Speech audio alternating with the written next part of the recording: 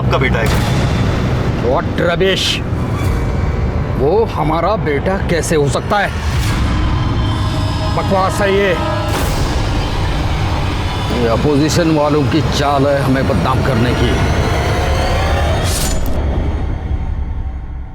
नमस्कार, मैं senior inspector Ranjit Thakur और क्राइम पेट्रोल दस्तक के इस भाग में आपका स्वागत करता हूं। आज मैं आपको एक ऐसा केस दिखाने जा रहा हूं जो अपने आप में यूनिक है, क्योंकि एक समय में इस केस ने पूरे हिंदुस्तान को हिलाकर रख दिया था। एक वरिष्ठ नेता के चरित्र को संदेह के घेरे में खड़ा कर दिया था।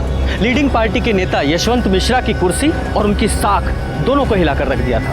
यशवंत मिश्रा को खुद के बारे में एक ऐसी खबर मिली जिसे वो मानने के लिए तैयार ही नहीं थे। सर, आपके बेटे अजिंक्य ने आपके ऊपर जो आरोप लगाया, क्या वो सच है? देखिए, इसके बारे में मुझे कुछ नहीं कहना है। चलो हटिए, चलो चलो सर, प्लीज। एक मिनट। लेकिन उनके ना मानने से कुछ नहीं हुआ, क्योंकि ये खबर पूरे देश में फैल चुकी थी। सारे अखबार, टीवी चैनल्स, यहाँ तक कि चाय की दुकानों और आम लोगों के ड्राइंग रूम में भी यही चर्चा का विषय था। यशवंत मिश्रा का इतना लंबा पॉलिटिकल करियर खतरे में पड़ गया था और इस खबर से पीछा छुड़ाने के लिए वो कुछ भी करने के लिए तैयार थे। पैसा देख और इस तमाशे को यही खत्म कर। तू क्या मेरा मुंह देख रही है? समझा अपने बेटे को, नहीं तो सिर्फ इनका ही नहीं, आपका भी बेटा हूं मैं। तुझे पता है तू किसके साथ बात कर रहा है? पैसा दे रहा हूँ, पैसा दे रहा हूँ, ले ले, नहीं तो मुझे और भी तरीके आते हैं समझाने के। जानता हूं कि अपने बाप से बात कर रहा हूं जो मुझे अपनाना ही नहीं चाहता है, लेकिन एक बात का ध्यान रखिएगा कि मैं अपना हक लेकर रहूंगा, छोड़ूंगा नहीं। ये मामला इतना बढ़ गया था कि यशवंत मिश्रा चाहकर भी अपना तरीका इस्तेमाल नहीं कर सकते थे। फिर ये केस कोर्ट तक पहुंचा। कोर्ट ने यशवंत मिश्रा के डीएनए टेस्ट का ऑर्डर दिया और डीएनए टेस्ट में साबित हुआ कि अजिंक्य यशवंत मिश्रा का ही बेटा है और हार कर यशवंत मिश्रा को भी मानना ही पड़ा और उन्होंने अपने हथियार डाल दिए। हम आज आप सबके सामने ये स्वीकार करते हैं कि अजिंक्य हमारा ही बेटा है। हम रोहिणी से शादी करेंगे और इन दोनों को अपना नाम देंगे। अब से अजिंक्य यशवंत मिश्रा है। आओ बेटा। इसके बाद अजिंक्य यशवंत के साथ रहने लगा और उसने अपने पिता की पार्टी भी ज्वाइन कर ली। कुछ समय बाद बीमारी के कारण यशवंत मिश्रा का निधन हो गया और उसके कुछ सालों के बाद अजिंक्य का भी मर्डर हुआ और यहीं से हमारा केस और हमारी कहानी शुरू होती है।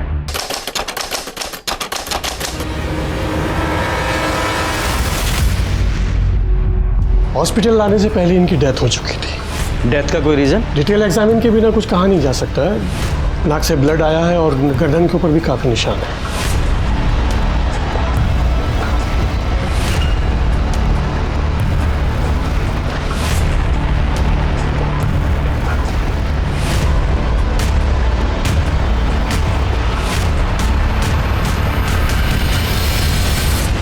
आप में से सबसे पहले बॉडी को किसने देखा?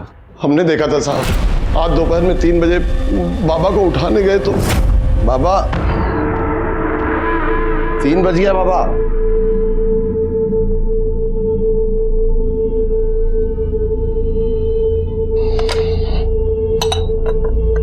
बाबा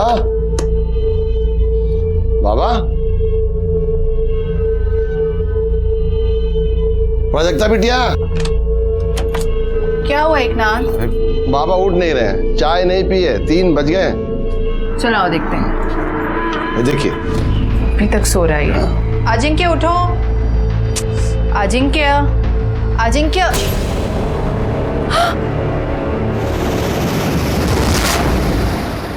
आप दोनों के अलावा उस समय घर में और कौन था? घर में एक नौकर और था, राजू।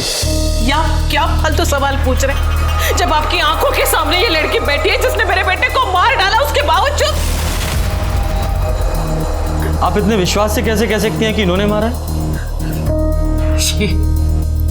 ये चुड़ैल, आप इसकी भोली भाली सूरत में मत जाइए। इसकी वजह से एक माँ को अपने बेटे से दूर होना पड़ा। इसकी वजह से मैं बगल वाले घर में रहती हूँ।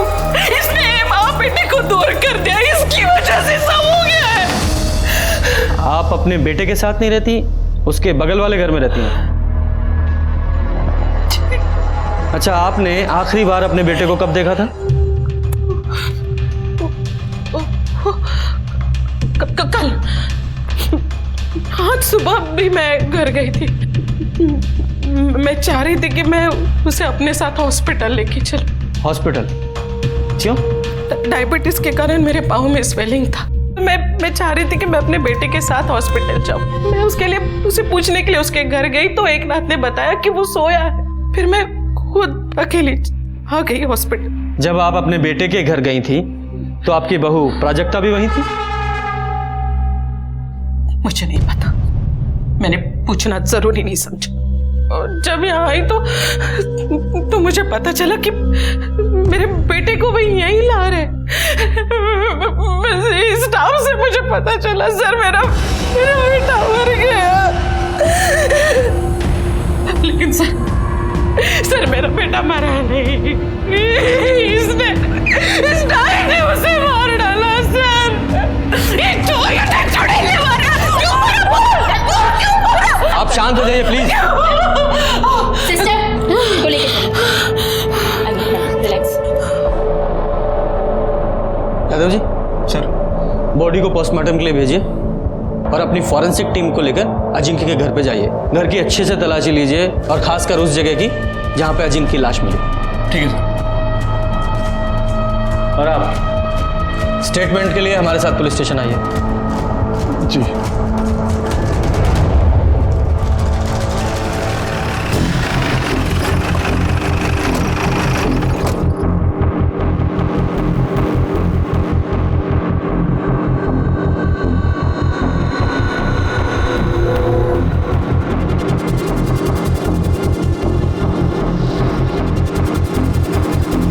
ये ब्लड सैंपल कलेक्ट कर लो और ये चादर को भी फॉरेंसिक के लिए भेज दो।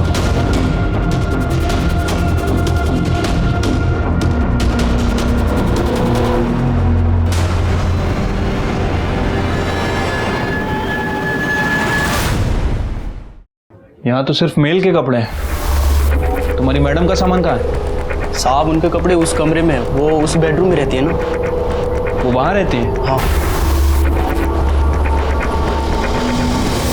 साहब, जब से प्राजक्ता बिटिया ब्याह के आई हैं तब से दोनों अलग बेडरूम में रहते हैं। हमने कभी दोनों को एक कमरे में साथ रहते नहीं देखा।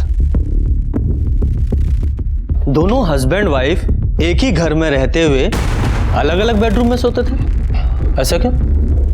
कहा जाने साहब, हमने तो बस इतना देखा कि प्राजक्ता बिटिया अलग कमरे का खूब फायदा ले रही। फायदा उठा रही थी मतलब ये कि हम एक दिन किसी काम से राजू को ढूंढ रहे थे तो हमने देखा कि राजू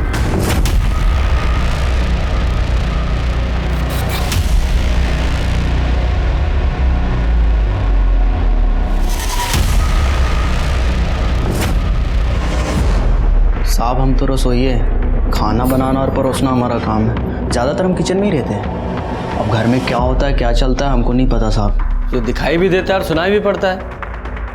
तो घर में क्या हो रहा है ये तो दिखाई दिया होगा, सुनाई दिया होगा कुछ? या खाना बनाने के अलावा प्राजक्ता मैडम के पैरों की मालिश से फुर्सत नहीं मिलती? ऐसी बात नहीं है साहब। हाँ, हमने 1-2 बार पैर जरूर दबाए थे जब उनकी तबीयत खराब थी। ये लीजिए मैम साहब पानी।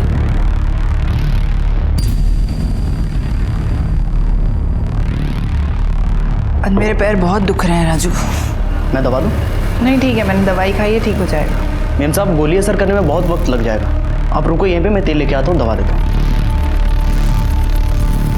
बहुत भली मैम साहब हैं साहब, हमको दया आ गई। ऐसी कोई बात नहीं जैसा आप सोच रहे हैं। अजिंक्य के बाबा पे हमको बहुत दुख हुआ।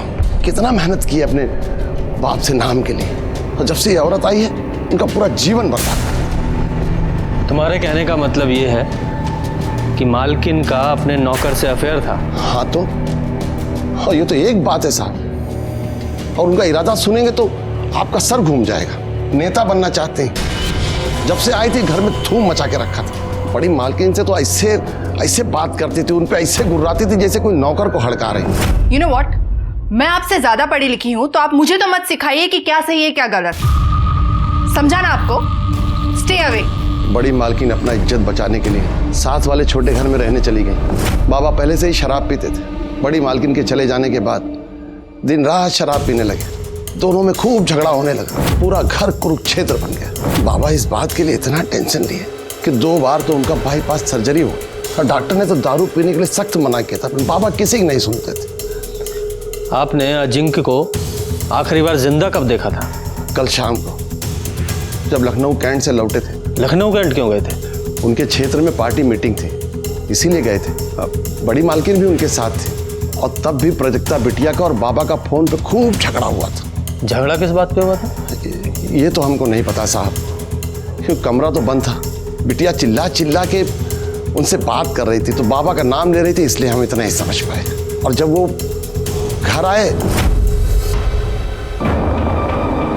अरे कम से कम अपनी कॉन्स्टिट्यूंसी में तो संभल के रहो। जनता पर क्या असर जाएगा कि उनका नेता 24 घंटे शराब में धोते रहता है? तुम्हें मेरे पीने से प्रॉब्लम है ना, तो मैं और पीऊंगा। एकनाथ, टेबल लगाओ, अभी हम और पिएंगे। फिर वो देर तक शराब पीते रहे। रात के 10 बजे के आसपास हमने खाना लगाया, वो खाना खाए और सोने चले गए। हमने भी सब समेट के रख दिया और हम भी सोने चले गए। दूसरे दिन उठे, बाबा रोज 1-1:30 बजे तक उठ जाते थे। 3 बज गए तो वो उठे नहीं थे। सुनीता जी, सर, इनसे सबकी डिटेल्स ले लो, जाइए।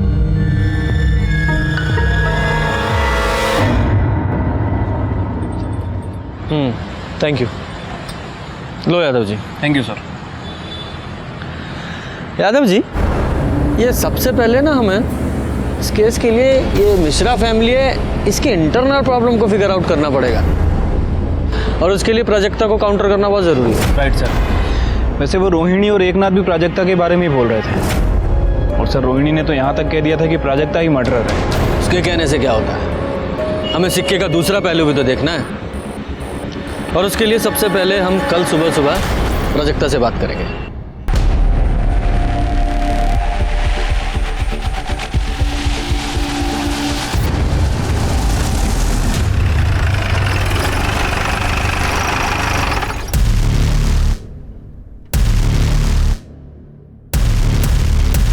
वैसे तो आपकी और अजिंक्य की पूरी शादी मीडिया ने कवर की थी, पर हमें उससे पहले से जानना है कि आप अजिंक्य से कब और कैसे मिले।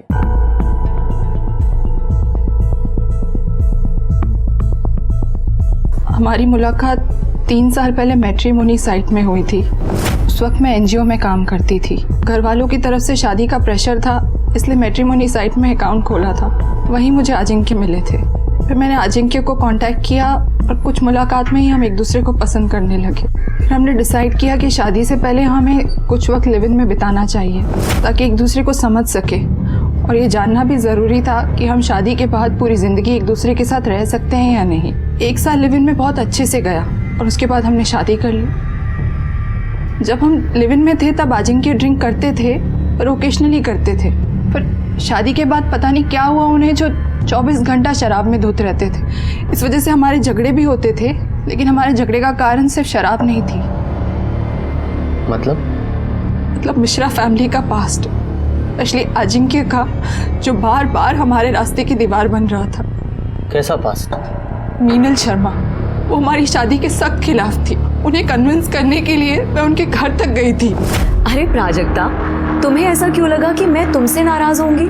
बल्कि मैं तो बहुत खुश हूँ कि अजिंक्य तुमसे शादी कर रहे हैं। मैं तुम्हारी शादी में जरूर आऊंगी। लेकिन फिर भी वो हमारी शादी में नहीं आई। वो आपकी शादी के खिलाफ क्यों थी? इंस्पेक्टर, कहने को तो मीनल अजिंक्य की दूर की भाभी है, लेकिन कोई भी उन्हें देखकर बोल सकता था कि वो लवर्स हैं। अजिंक्य अपना अधिकतर वक्त उसके साथ बिताते थे, घंटों उससे बात करते थे। फिर एक दिन मैंने उन्हें टोका तो वो बोले कि तुम्हारा दिमाग खराब है क्या? मुझे मेरी अपनी भाभी से मिलने और उससे बात करने में तुम्हें क्या प्रॉब्लम है? तुम कहीं वो टिपिकल बीवी की तरह मेरी लाइफ को कंट्रोल तो नहीं करना चाहती? फिर कुछ दिन बाद मैं मैके चली गई और एक दिन अचानक बिना बताए आ गई। फिर मैंने अजिंक्य से इस बारे में बात करी और उसने कन्फेस किया कि उसका और मीनल का अफेयर चल रहा है। लेकिन उसने मुझे ये भी कहा कि अब वो उससे ब्रेकअप कर लेगा और धीरे धीरे सब कुछ ठीक कर देगा। धीरे धीरे सब ठीक हो रहा था, लेकिन शादी के बाद भी हम फिजिकल नहीं थे। यहाँ तक कि उसने मुझे छुआ तक नहीं था, जबकि लिव इन में ऐसा नहीं था।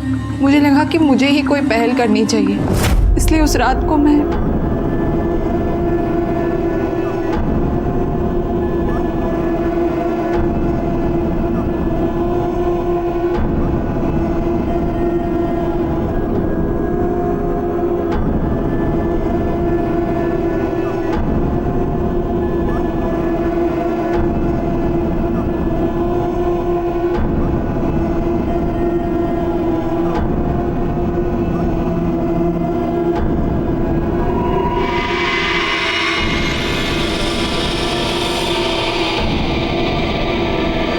अजिंक्य ने कभी मेरे पास आने का इनिशिएटिव नहीं लिया।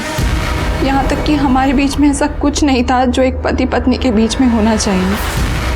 अच्छा, क्या आपके और अजिंक्य के बेडरूम मीनल की वजह से अलग अलग थे? नहीं, जब हम लिव इन में थे तब भी अलग अलग कमरों में रहते थे, इसलिए हमने डिसाइड कर रखा था कि शादी के बाद भी हम एक दूसरे को प्राइवेसी देंगे और अलग अलग कमरों में ही रहेंगे। आपसे बात होने के बाद अजिंक्य ने मीनल से ब्रेकअप कर लिया था? नहीं, झूठ बोल रहे थे वो मुझसे। हमेशा मुझे बेवकूफ बनाते रहे। ये तो मुझे कल पता चला जब वो लखनऊ कैंट से वापस आ रहे थे, क्योंकि मैंने उन्हें वीडियो कॉल किया था ये पूछने के लिए कि डिनर में क्या खाएंगे। तुम जो खिलाओगी वो खा लेंगे। क्या बात है, आज तो तुम्हारा मूड बहुत अच्छा लग रहा है। क्यों, होना नहीं चाहिए क्या? होना चाहिए। अरे आराम से चलाओ ना। ओह, तो अब समझ में आया कि तुम्हारे अच्छे मूड का रीजन क्या था। तुम्हारी पूजनीय भाभी जी जो तुम्हारे साथ है। हाँ तो तुम्हें शर्म नहीं आती मुझे इस तरह से जवाब देते हुए? मुझे तुमसे कैसे बात करनी है ये बात मुझे मत सिखाओ, समझी तुम? फोन पर मीनल की वजह से हमारा बहुत झगड़ा हुआ। मैंने तो ये भी सुना था कि मीनल का जो 6 साल का बच्चा है नीलेश, वो भी अजिंक्य की औलाद है। मीनल के पति सुबोध को शायद इस बात से कोई प्रॉब्लम नहीं थी, लेकिन मुझे थी। इसलिए उस रात जब अजिंक्य शराब के नशे में धुत आए और शराब पीने बैठे, तब मैंने उनसे इस बारे में बात करी। तुमने जिस चीज के लिए अपने पिताजी से लड़ाई करी, आज खुद भी वही कर रहे हो। क्या सीखा उनसे कि शादी के अलावा नाजायज बच्चे कैसे पैदा करते हैं? क्या बकवास कर रही है? तुझे मेरी नहीं दूसरों की बात पर भरोसा है? मतलब नीलेश तुम्हारा बेटा नहीं है? हाँ, वो मेरी औलाद है और वो शादी के बाद नहीं, शादी से पहले की है। तुझे सच सुनने का बहुत शौक है ना, तो और सुन। मैं शादी के बाद एक नहीं हजारों औरतों के साथ सोया और आगे भी सोऊंगा, समझी? मतलब जब आपको ये पता चला कि अजिंक्य अभी तक आपको धोखा दे रहा है, तो आपने गुस्से में आकर उसका मर्डर कर दिया? क्या सर, आप ऐसा सोच भी कैसे सकते हैं? मैं अपने पति का मर्डर करूंगी? इनफैक्ट उस रात को झगड़े के बाद मैं इतनी अपसेट थी कि मैं डायरेक्ट रूम में सोने चली गई और फिर सुबह ही मैं बाहर निकली हूँ। पूरी रात मुझे नींद नहीं आई। सोने के लिए मैंने अपना मेडिटेशन म्यूजिक तक ऑन किया था। पूरी रात सोचती रही कि अजिंक्य ने मेरी जिंदगी बर्बाद कर दी। ना उन्होंने मुझे एक्सेप्ट किया था, ना उनकी फैमिली ने, सिर्फ बड़े भाई साहब को छोड़कर। ये बड़े भाई साहब कौन है? आदित्य मिश्रा, मेरे फादर इन लॉ की पहली वाइफ के बेटे। यादव जी, ये आदित्य मिश्रा की डिटेल्स ले लो। अच्छा, जिस रात अजिंक्य साहब की मौत हुई उस रात तुमने उन्हें देखा था? नहीं साहब, उनका खाना हम नहीं, हमेशा एकनाथ जी परोसते हैं। एकनाथ जी ने बोला कि वो देख लेंगे, हम जा सकते हैं। इसलिए किचन समेट के हम सर्वेंट क्वार्टर की तरफ सोने के लिए जा रहे थे, तभी गांव से जोरू का फ़ोन आया और कमरे में सिग्नल नहीं आता सर, तो इसलिए बंगले के बाहर बात करने के लिए चले गए। तो वहीं आदित्य साहब को आते हुए मैंने देखा था।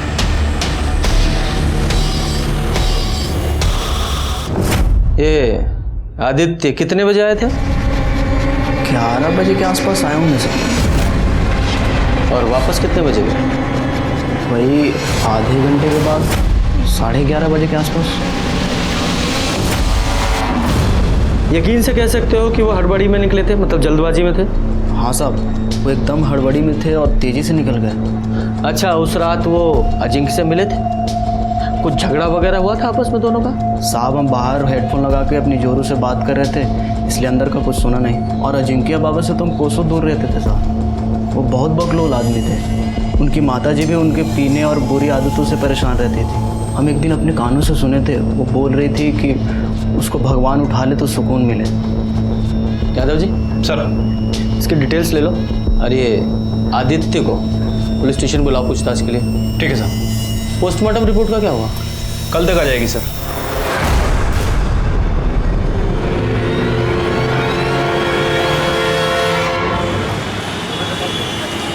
रिपोर्ट के हिसाब से अजिंक्य की मौत 6 तारीख को 11 से 12 के बीच में हुई है। हाँ सर, और बॉडी को सबसे पहले एकनाथ ने देखा था दोपहर 3 बजे के आसपास। ऑलमोस्ट 15 घंटे बाद। ब्लड में अल्कोहल की भारी मात्रा भी है, गले पे खरोंच के निशान भी। सर हो सकता है कि पहले उसका गला दबाकर उसे मारने की कोशिश की गई हो, दोनों के बीच स्ट्रगल हुआ हो और इसी वजह से किलर के नाखूनों में विक्टिम की स्किन फंस गई हो। हाँ, लेकिन इस बिना पे किलर को ढूंढना बहुत मुश्किल है। ऑलमोस्ट 2 दिन हो गए हैं। खैर, इस पीएम रिपोर्ट से एक बात तो साफ है कि ये मौत एक्सीडेंटल नहीं है, इसका मर्डर ही हुआ है। उस बाल का क्या हुआ जो अजिंक्य के बेड पे मिला था? सर फॉरेंसिक टीम के मुताबिक वो बाल अजिंक्य का ही है। अब तक की इन्वेस्टिगेशन के हिसाब से परिवार के सभी लोगों के पास अजिंक्य के मर्डर का मोटिव तो था, इसलिए सब पे नजर रखनी पड़ेगी। एक काम करो, पूरी फैमिली के सीडीआर रिपोर्ट निकालो और नौकरों की भी। ठीक है सर। आदित्य मिश्रा 6 तारीख से लापता है और उसका फोन भी नॉट रीचेबल है। ये राजू ने बयान दिया था कि आदित्य मिश्रा अजिंक्य के घर में रात को 11 बजे घुसा था और 11:30 बजे बाहर निकल गया था, और अजिंक्य का मर्डर भी 11 से 12 के बीच में हुआ है। कहीं ये आदित्य मिश्रा ही तो उसका मर्डर करके नहीं निकल गया? गायब भी है। सुनीता जी, इस आदित्य मिश्रा के कॉल रिकॉर्ड्स और लोकेशन निकलवाओ। सर।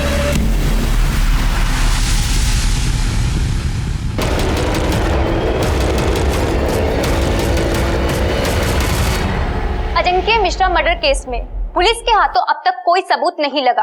अजिंक्य मिश्रा यशवंत मिश्रा के बेटे थे, जिन्होंने जीते जी अपने पिता का नाम पाने के लिए संघर्ष किया। पूरे देश की नजर इस केस पर है। क्या अजिंक्य मिश्रा को इंसाफ मिलेगा या नहीं? इन प्रेस वालों को क्या लगता है कि आज क्राइम हुआ और कल सॉल्व हो जाएगा? यादव जी, ये प्राजक्ता पर एकनाथ और रोहिणी दोनों ने शक जाहिर किया है, लेकिन इस घर के कुक राजू ने रोहिणी पर भी शक जाहिर किया है कि उसका इन्वॉल्वमेंट भी हो सकता है। ये प्राजक्ता से तो हम मिल लिए हैं, यार इस रोहिणी से भी पूछताछ करते हैं। प्राजक्ता बहुत ही कमीनी और चालाक औरत है। सबसे पहले तो उसने मेरे बेटे से बात की कि वो उसे पार्टी से इलेक्शन लड़ने के लिए टिकट दिलवाए। जब बेटे ने मना कर दिया तो इस लड़की ने पता है क्या किया? ये सीधा जाके हमारे पार्टी के सीनियर से मिल गई। जाहिर सी बात है, सीनियर ने उसकी शिकायत की अजिंक्य से। बहुत झगड़ा हुआ दोनों का, और प्राजक्ता ने उसे माफी मांगने के बजाय ये लड़की हमारे अपोजिट पार्टी से शामिल हो गई। देखिए, मैंने पहले भी आपसे कहा था और आज फिर वही बात कर रही हूँ, आप सीधा जाके प्राजक्ता को अरेस्ट कीजिए, समझे आप? उसने मेरे बेटे को मारा है। उसने मारा है या आपने? क्या बकवास कर रहे हैं आप? अरे बेटा था वो मेरा। हाँ, वही बेटा जिसकी शराबखोरी, अलग अलग औरतों के साथ नाजायज संबंधों, पार्टी में उसकी इमेज खराब और टिकट ना मिल पाने के कारण आप परेशान थी, उसी बेटे की बात कर रहा हूँ। हाँ थी, मैं परेशान थी, पर इसका मतलब ये नहीं कि मैं अपने ही बेटे का मर्डर कर दूं। 6 तारीख की शाम से रात तक आप कहाँ थी? 6 को मैं अपने बेटे के साथ लखनऊ कैंट से वापस आ रही थी। हमारे पार्टी की एक मीटिंग थी। रास्ते में मेरे बेटे को प्राजक्ता का फोन आया। पता नहीं क्या बात थी, लेकिन उन दोनों में बहुत झगड़ा हुआ। बहुत गुस्से में था अजिंक्य तक। फिर उसने मुझे घर ड्रॉप कर दिया और वो चला गया। प्राजक्ता ने इसलिए झगड़ा किया क्योंकि मीनल आप लोगों के साथ थी। हाँ तो फर्क क्या पड़ता है उससे? ये प्राजक्ता है ना, उसे पहले से पता था कि अजिंक्य अपने भाभी को बहुत मानता है, उनको आदर देता है, सम्मान देता है। अब अगर किसी की दिमाग में गन घुसी हो ना, तो उसे कोई कुछ नहीं कर सकता। लेकिन प्राजक्ता का कहना तो यह है कि उसने अजिंक्य और मीनल को एक साथ बेड पर देखा था, और अजिंक्य ने एडमिट भी किया है कि नीलेश उसका और मीनल का बेटा है। छी छी छी छी छी छी छी, मरे हुए इंसान के बारे में इतना गंदा कैसे कोई बोल सकता है भला? और आप भी इंस्पेक्टर, उसकी ये सब बेतों की बातों पे आप भरोसा कर रहे हैं? देखिए मैडम, हम सिर्फ अपना काम कर रहे हैं। अच्छा ये बताइए, 6 तारीख को आप लोग जब लखनऊ कैंट से लौटे तो पहले आपने मीनल को काकोरी नगर छोड़ा, उसके बाद आप लोग घर आ गए, है ना? जी नहीं, उस रात मीनल यहीं रुकी थी मेरे साथ मेरे घर पे। दूसरे दिन सुबह वो काकोरी नगर के लिए चली गई। वो बेचारी तो मेरी तरह सदमे में है। उसे तो विश्वास ही नहीं हो रहा है कि अजिंक्य अब हमारे बीच में नहीं है। मुझे एक बात समझ में नहीं आ रही है, आप इन सब फालतू बातों में वक्त बर्बाद करने के बजाय आप मेरी बात क्यों नहीं सुन रहे? आप जाकर प्राजक्ता को अरेस्ट क्यों नहीं कर रहे हैं? हमें आपकी बातों को फॉलो नहीं करना है, लॉ को फॉलो करना है। और जरूरत पड़ी तो दोबारा आपसे मुलाकात होगी।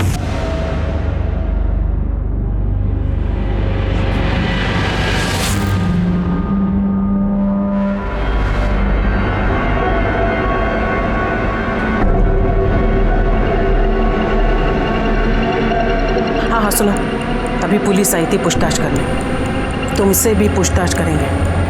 संभाल के रहना, संभाल के जवाब देना। और हाँ, उस रात के बारे में कुछ मत कहना।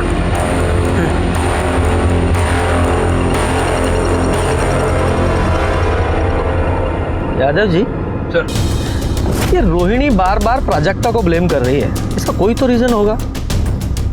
कुछ तो है जो इस फैमिली में चल रहा है। इस रोहिणी की स्टोरी को भी क्रॉस चेक करना पड़ेगा।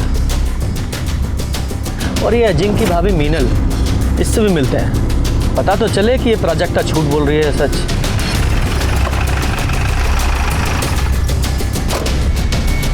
प्राजक्ता इतनी कमीनी है कि उसे अच्छी तरीके से मालूम था कि अजिंक्य मेरे भाई जैसा था, फिर भी उसने मुझे और अजिंक्य को बदनाम करने में कोई भी कसर नहीं छोड़ी। और उसका साथ दिया उस आदित्य ने, क्योंकि उसे अचानक से आया ये नया भाई बर्दाश्त नहीं हो रहा था ना, जो उसकी प्रॉपर्टी में आधे का हिस्सेदार बन गया था। नीलेश अजिंक्य का बेटा है, ये अफवाह भी उसी ने फैलाई थी। इससे मेरी शादी तो टूटने के कगार पर थी ही, अजिंक्य के घर की शांति भी चली गई। लेकिन आदित्य ऐसा क्यों करेगा? क्योंकि वो अजिंक्य का पॉलिटिकल करियर बर्बाद कर देना चाहता था। एक बात बताइए, 6 तारीख को आप अजिंक्य के साथ लखनऊ कैंट क्यों गई थी? क्योंकि वो चाहता था कि मैं उसके साथ जाऊं। मेरे साथ वो रिलैक्स फील करता था और उसका असर भी हुआ। उस दिन जिस मीटिंग में हम गए थे वो मीटिंग बहुत अच्छी हुई, लेकिन उस प्राजक्ता ने कॉल करके और लड़ाई करके अजिंक्य का पूरा मूड बर्बाद कर दिया। अच्छा, अजिंक्य ने आपको रोहिणी जी को ड्रॉप किया, उसके बाद आप अजिंक्य से मिली थी? नहीं, रोहिणी जी और मैं जब घर पहुंचे तो उसके बाद हमने खाना खाया और मैं वहीं सो गई। फिर अगले दिन सुबह उठी और कैब लेकर सीधा यहाँ काकोरी नगर अपने घर आ गई। सर, अजिंक्य की मौत में प्राजक्ता का ही हाथ है। वो और उसकी तांत्रिक माँ ने मिलकर ही अजिंक्य की जान ली है। मतलब ये कि उसकी माँ जादू टोना करती है। और ये मैं ऐसे ही नहीं कह रही हूँ, ये मैं एक्सपीरियंस से आपको बता रही हूँ। जब प्राजक्ता ने मेरे और अजिंक्य के बारे में अपनी माँ के आगे बकवास की तो वो यहाँ मेरे घर मुझसे लड़ने के लिए आई थी। दूर रहना अजिंक्य से। अगर तूने मेरी बेटी का घर तोड़ा तो मैं तुम्हारी गृहस्थी भी बसने नहीं दूंगी। ये देख रही हो, इसमें तुम्हारी जान बसी है।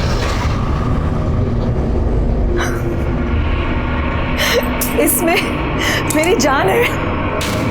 आज मुझे समझ में आया कि तुम्हारी बेटी का जो पागलपन है ना, वो कहाँ से आया है। अपने ये पत्थर लो और निकलो यहाँ से, वरना धक्के मार के बाहर निकाल दूंगी, समझी? उसका मजाक उड़ाना मुझे बहुत भारी पड़ा। रात तक नीलेश को हाई फीवर हो गया था। सारे ट्रीटमेंट कराए, दवाइयाँ बदली, डॉक्टर बदले, लेकिन फीवर जा ही नहीं रहा था। मेरा बच्चा दिन पर दिन कमज़ोर हुए चला जा रहा था। सर, वैसे तो मैं इन सब बातों में विश्वास नहीं करती हूँ। फिर एक दिन मुझे याद आया कि तेजस्विनी ने मुझसे कहा था कि मेरी जान उसके हाथों में है, और मेरी जान तो मेरे बेटे नीलेश में बसती है। लेकिन सवाल मेरे बेटे का था, इसलिए मैंने फ़ौरन एक तांत्रिक को बुलाया। उसने मेरे बेटे नीलेश को देखते ही कह दिया कि उसके ऊपर जादू टोना हुआ है। उसने मेरे घर में एक यंत्र ढूंढा जो तेजस्विनी यहाँ छोड़ के गई थी। मैंने फ़ौरन उस यंत्र को जला दिया और पीछे गार्डन में जाके उसे गाड़ दिया। सर, आप चाहें तो मैं आपको वो यंत्र दिखा सकती हूँ। नहीं नहीं, कोई ज़रूरत नहीं है। वैसे भी उसके बाद तो आपका बेटा ठीक हो गया होगा, है ना? सर, आपको विश्वास करना है तो कीजिए और नहीं करना है तो मत कीजिए, लेकिन मैं आपको वही बता रही हूँ जो सच है। वो बच्चेलन औरत झूठ बोल रही है सर। पति तो उसका सिर्फ नाम का है, सारे सुख तो उसे अजिंक्य ही दे रहा है, बिस्तर से लेकर औलाद तक। सच बोलेगी तो फंस जाएगी, इसीलिए झूठ बोल रही है। प्राजक्ता ने भी मुझे बताया था कि उसने खुद उन दोनों को हम बिस्तर होते हुए देखा है, और अजिंक्य ने यह भी मान लिया था कि नीलेश उसी का बेटा है। मीनल ही क्यों? आपकी बेटी भी तो झूठ बोल सकती है। सब हाथ धोकर मेरी बेटी के पीछे पड़े हैं। दूसरे बेडरूम में क्यों सोती है, कोई और पार्टी क्यों ज्वाइन की। सच बात तो ये है कि उसके खुद के पति ने उसे कभी पत्नी का दर्जा दिया ही नहीं। शादी के बाद भी उसे हमेशा इस घर से टॉर्चर ही मिला, और वो आज तक कायम है। किसी ने ये तो कभी नहीं पूछा। मीनल ने जो आपके तंत्र मंत्र के बारे में बताया है, उसके बारे में आपका क्या कहना है? वो औरत बहुत चालाक है सर। मैं क्यों उसके बच्चे पर टोना टोटका करूंगी? रोहिणी भी तो कर सकती है। रोहिणी का तो वहां अक्सर आना जाना लगा रहता है, उसके लिए वो ज्यादा आसान है। लेकिन रोहिणी ऐसा क्यों करेगी? क्योंकि वो नहीं चाहती थी जो यशवंत मिश्रा ने किया वही अजिंक्य करे। कल को मीनल अगर नीलेश को लेकर हिस्सा मांगने आई तो हिस्सा भी गया और इज्जत भी। और हाँ, मैं कोई टोना टोटका नहीं करती सर। ईश्वर पर पूरी श्रद्धा है मेरी, और अपने अध्यात्म के ज्ञान को बढ़ाने के लिए मैं महाराज विश्वकर्मा की शरण में हूँ, ना कि कोई क्राइम करने की। परिवार के सभी लोग एक दूसरे पर इल्जाम लगा रहे थे, लेकिन जैसे जैसे इन्वेस्टिगेशन आगे बढ़ रही थी, ये साफ हो गया कि सभी के पास अजिंक्य मर्डर का मोटिव था। मर्डर वाली रात घर पर सिर्फ 3 लोग थे, प्राजक्ता, उनका नौकर एकनाथ और कुक राजू। राजू नया था और उसकी ड्यूटी सिर्फ किचन तक थी, इसलिए वो प्राइम सस्पेक्ट नहीं था, लेकिन फिर भी हमने उसे क्लीन चिट नहीं दी थी। लेकिन एकनाथ, वो पुराना और वफादार नौकर था, उसके ऊपर बहुत सारी जिम्मेदारियां थी, और जिसमें से एक जिम्मेदारी सीसीटीवी फुटेज की भी थी। इसलिए हमने सोचा कहीं उसने रोहिणी या आदित्य के कहने पर ही तो अपनी वफादारी दिखाने के लिए अजिंक्य को नहीं मार दिया। और तभी हमें अजिंक्य के मेन गेट की सीसीटीवी फुटेज में कुछ पॉसिबिलिटी नजर आई। ये देखिए सर, ये रात 10:30 बजे का फुटेज है। 10:30 बजे कैमरा बंद होता है और 10:32 पे दोबारा स्टार्ट होता है। मतलब 2 मिनट के लिए कैमरा बंद था। अरे देखो, राजू फोन पे घर से बाहर निकल रहा है बात करते हुए, और ये आदित्य ये अंदर जा रहा है। क्या टाइम है? 11 बजे। आगे करो। 11:28 पे ये बाहर निकल रहा है। एक और बात सर, ये देखिए, ये रात 12:30 बजे का फुटेज है। 12:30 बजे कैमरा ऑफ होता है और 12:45 पे दोबारा ऑन होता है। दोबारा ऑफ किया गया 15 मिनट के लिए, और पहली बार 2 मिनट के लिए। ये दोनों बार सीसीटीवी किसने ऑफ किया होगा? घर में तो 3 ही लोग थे, प्राजक्ता, एकनाथ और राजू। यादव जी, हो सकता है इन्हीं कुछ मिनटों में इस केस का सॉल्यूशन छुपा हो। अब मानते हैं कि सीसीटीवी की जिम्मेदारी हमारे ऊपर थी साहब, लेकिन हमको नहीं पता कि कैमरा ऑन ऑफ कब हुआ सर। हमने देखा नहीं, क्योंकि ऐसा पहले कभी हुआ नहीं सर। ठीक है, तुम्हारी बात मान लेते हैं कि तुम्हें नहीं पता चला कि सीसीटीवी कैमरा कब ऑन ऑफ हुआ, लेकिन तुम्हें यह तो अच्छी तरह पता था कि उस रात आदित्य घर आया था और आधे घंटे रुका था। ये बात पुलिस से क्यों छुपाई? बोल, तूने अजिंक्य को अकेले मारा या आदित्य के साथ मिलकर मारा? और ये आदित्य कहाँ है? नहीं साहब, हमने किसी का मर्डर नहीं किया साहब। हम सच कह रहे हैं, हमने किसी का मर्डर नहीं किया। देख, सच सच बता दे, आदित्य वाली बात क्यों छुपाई? वरना ईमानदारी दिखाने लायक तू नहीं रहेगा। बोल। आदित्य पापा वो रात को 11 बजे आए थे सर। एकनाथ जी, मीनल को यहाँ बुलाओ अभी के अभी। अजिंक्य पापा को बुलाने चले गए। हम जब मीनल को बुला के आए तो आदित्य पापा बाहर आए और बोले कि अजिंक्य पापा नशे में दूध थे, उठ नहीं रहे। इतने में मीनल आ गई तो वो मीनल से बोले कि अजिंक्य पापा को उठा कर ला। तभी पीछे दरवाजे से कुछ आवाज आई तो मीनल आई है यहाँ? जी, वो अजिंक्य बाबा के रूम में गई। अजिंक्य ने बहुत पी ली है, वो नहीं उठ रहा है। नहीं उठ रहा है? उठाओ उसे, क्योंकि मुझे आज ये बात साफ करनी है कि नीलेश अजिंक्य का बेटा है या नहीं। उससे क्या पूछना है, मैं ही बता देती हूँ। नीलेश अजिंक्य का ही बेटा है और इस प्रॉपर्टी में बराबर का हकदार भी है, और मेरे बेटे को उसका हक लेने से कोई भी नहीं रोक सकता, तुम भी नहीं, समझे?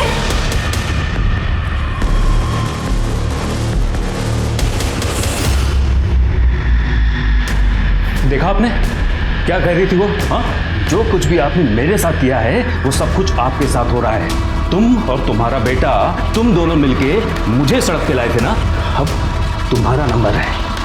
क्योंकि ये तो दारू पीना छोड़ने वाला नहीं है और ये एक ढेला भी छोड़ने वाली नहीं है। यही है कर्मा, अब भुगतो। ये आदित्य के जाने के बाद रोहिणी जी ने क्या किया? कुछ नहीं सर, वो भी वापस लौट गई थी सर। साहब हमने कुछ नहीं किया सर। गुप्ता जी, सर इसे लेके जाओ और इसकी खातिरदारी करो। सर हमने कुछ नहीं किया साहब, हमारी। यादव जी, रोहिणी और मीनल दोनों को पुलिस स्टेशन बुलाओ और इस केस की जड़ तक पहुंचने के लिए इस आदित्य का मिलना बहुत जरूरी है।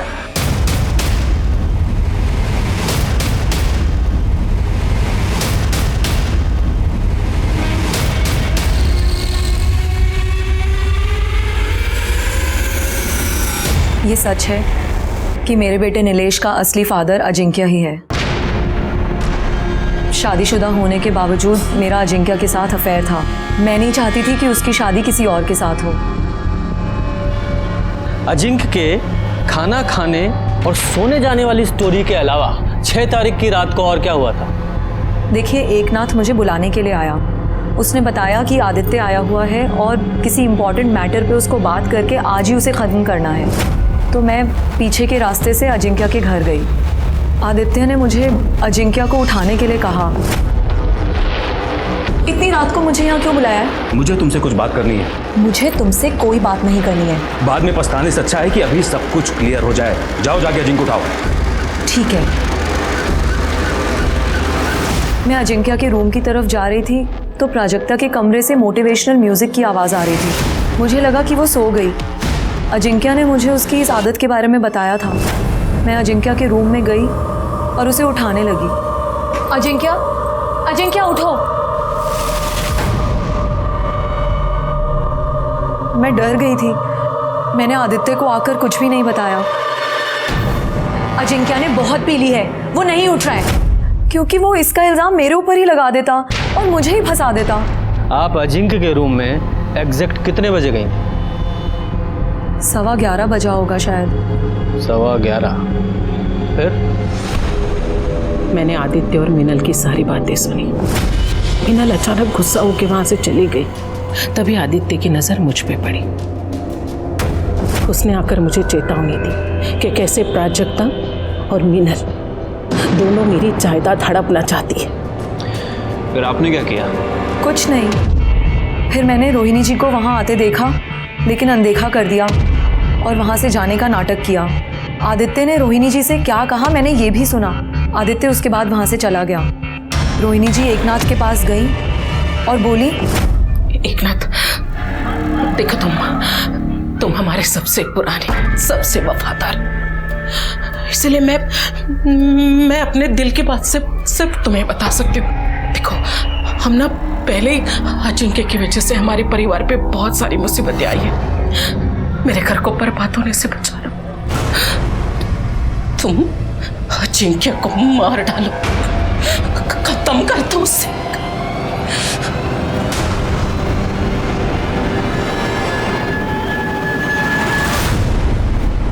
तो तुम्हारी इस कहानी के अनुसार रोहिणी एकनाथ से एक मरे हुए आदमी को मारने के लिए कह रही थी। मैं कहानी नहीं बना रही हूँ सर, मैं सच कह रही हूँ। यादव जी, अगर इस मीनल की बात माने कि उसने रोहिणी को एकनाथ से यह कहते सुना कि एकनाथ जाकर अजिंक्य को मार दे, तो यह बात सही नहीं लगती। क्योंकि जिस समय वो कह रही थी उस समय तक तो अजिंक्य मर चुका था। इसका मतलब रोहिणी या एकनाथ दोनों में से कोई मर्डर नहीं हो सकता, क्योंकि उस समय तक तो अजिंक्य मर चुका था। अब घर में बचे 3 लोग, प्राजक्ता, आदित्य और खुद मीनल। सर, मिश्रा फैमिली के कॉल रिकॉर्ड्स आ गए हैं। सर, बाकी सब में तो कुछ खास नहीं मिल रहा है, लेकिन सर मिश्रा हाउस के लैंडलाइन से रात को 10:30 और 2 बजे 2 कॉल्स किए गए हैं। और ये कॉल्स जिन्हें किए गए हैं वो काफ़ी इंटरेस्टिंग है। देखिए। यादव जी, आप भी देखिए। उठाओ इसे। तब तक हम प्राजक्ता से बात करते हैं। ठीक है साहब।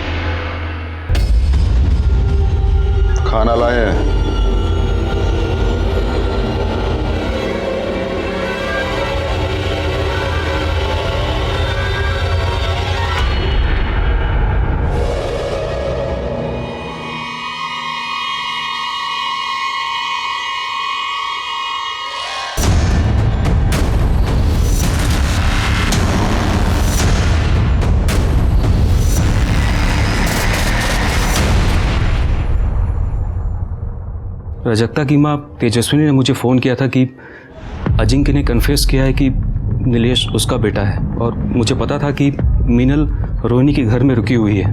मैं मीनल और अजिंक्य से सिर्फ ये कंफर्म करना चाहता था कि नीलेश अजिंक्य का बेटा है या नहीं, और इस सिलसिले में मीनल और रोहिणी ने आपको जो कुछ बताया है वो सच है, लेकिन ये सच नहीं है कि मैंने अजिंक्य को मारा है।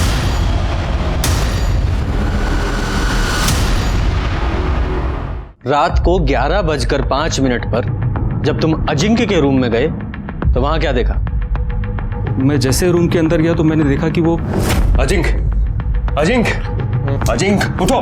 जाओ अजिंक्य उठो, मुझे तुमसे कुछ बात करनी है, उठो जाओ।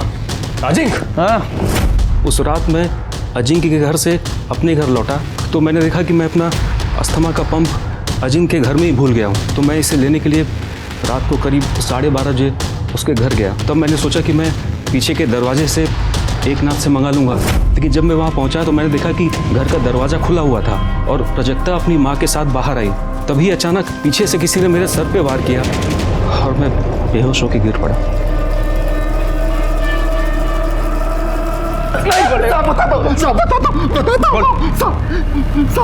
हम नीचे तेजस्वी मैडम का गाड़ी में इंतजार कर रहे थे, तभी आदित्य उन पर किसी बात को लेकर चिल्ला रहा था। हमें लगा साहब कि वो उनको नुकसान न पहुंचा दे, इसलिए हम पीछे से गए और उन पर हमला कर दिया साहब। उनको वहीं बंधक बना के रखा साहब।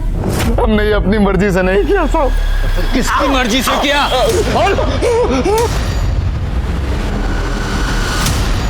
तो 6 तारीख की रात को आप अजिंक्य के यहाँ गई थी, है ना? गई थी। मेरी बेटी दुखी थी और उसे सहारा देने के लिए मैं गई थी। मीनल अजिंक्य पर दबाव बना रही थी कि वो नीलेश को अपना वारिस बना दे, वरना वो सबको सच बता देगी। प्राजक्ता की तो खुद की औलाद ही नहीं थी। शादी के बाद उस कमरे ने उसे एक बार भी हाथ नहीं लगाया। प्राजक्ता समझ चुकी थी कि अजिंक्य से उसे एक फूटी कौड़ी भी नहीं मिलेगी। आप वहाँ कितने बजे पहुँचे? करीब 10:30 बजे। और वापस कितने बजे लौटे? 12:30 बजे।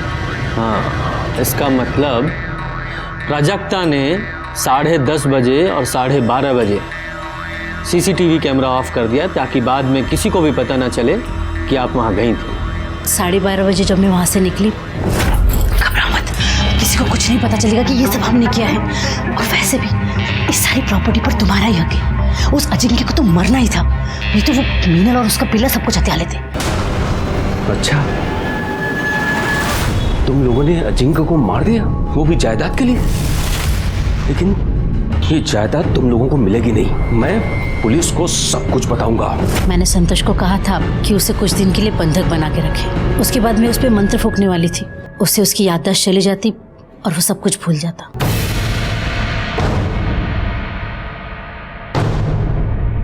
मैं बताता हूँ 6 तारीख की रात को एग्जैक्टली क्या हुआ था।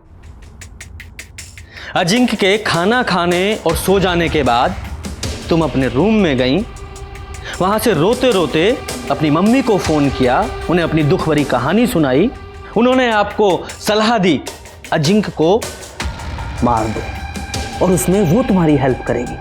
फिर अपने प्लान के मुताबिक तुम्हारी मम्मी ने आदित्य को फोन किया, उसे भड़काया और उसे अजिंक्य के घर आने को कहा, और उसमें अपना फोन वो अपने घर पे ही छोड़ दिया ताकि हम लोकेशन ट्रेस ही ना कर पाए। आपकी लैंडलाइन के कॉल रिकॉर्ड्स के मुताबिक रात को आपकी मदर के ड्राइवर संतोष को कॉल किया गया था। 10:30 बजे जब वो तुम्हारे घर पहुंची तो तुमने वहां CCTV ऑफ कर दिया ताकि बाद में भी किसी को पता ना चले। उसके बाद तुम माँ बेटी तुम्हारे रूम में चले गए। उसके बाद आदित्य वहां पहुंचा, तुमने देखा उसने वहां झगड़ा किया। तुम लोगों ने सोचा कि इस झगड़े का फायदा उठाया जाए, और जब आदित्य अजिंक्य के कमरे से बाहर निकल रहा था उसके बाद तुम दोनों माँ बेटी उसके रूम में गए और तुमने अजिंक्य को गला दबाकर मारने की कोशिश की, जिस कोशिश में उसकी गर्दन की स्किन तुम्हारी नाखूनों में आ गई। वो फिर भी नहीं मरा तो तुमने तकिए से उसका दम घोट दिया। वो बेचारा विरोध भी नहीं कर पाया क्योंकि वो शराब के नशे में धुत था। उसके बाद तुम अपनी माँ को लेकर फिर अपने रूम में आ गई, आराम से लाइट्स ऑफ की, म्यूजिक चला दिया ताकि यही लगे कि तुम आराम से सो रही हो। उसके बाद तुम लोगों ने सबके जाने का वेट किया और 12:30 बजे तुमने वापस CCTV ऑफ किया और अपनी माँ को बाहर छोड़ने आई। तभी आदित्य वहां पहुंच गया और तुम यहां। यही सच है ना? लालच और नफरत अगर आसपास हैं, मतलब ये जुर्म की दस्तक है। इसी के साथ मैं सीनियर इंस्पेक्टर रंजीत ठाकुर आपसे विदा लेता हूं। फिर मिलेंगे किसी नए केस के साथ। तब तक देखते रहिए क्राइम पेट्रोल दस्तक, क्योंकि मकसद बताना नहीं, बचाना है। जय हिंद।